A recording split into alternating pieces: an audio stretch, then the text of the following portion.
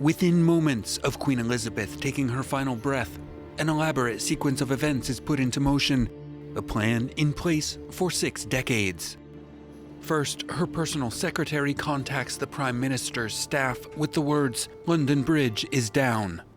A similar message then goes out to the 14 other nations where the Queen was head of state, along with the dozens of countries that make up the Commonwealth. Government websites and social media pages go black.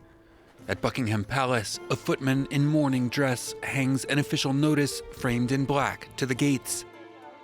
Prince Charles makes his first national address as head of state, thus beginning 10 days of national mourning. Because the Queen died in Scotland at Balmoral Castle, an extra level of protocol known as Operation Unicorn is triggered.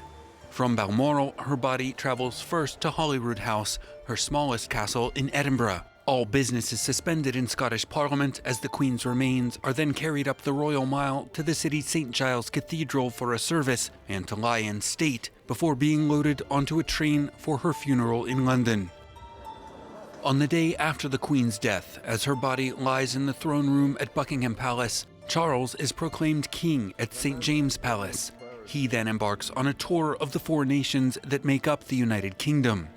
4 days after her death, the Queen's body travels in a military procession from Buckingham Palace to Westminster Hall to lie in state 23 hours per day for 4 days.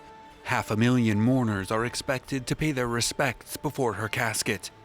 9 days after her passing, most of the country will have the day off for the Queen's funeral. At 11 a.m., the nation will fall silent as her service begins.